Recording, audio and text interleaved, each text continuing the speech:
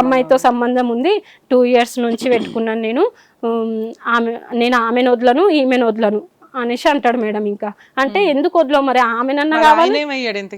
ఎవరు వాళ్ళ ఆయన ఉన్నాడు మేడం, వాళ్ళ ఆయన ఉన్నాడు.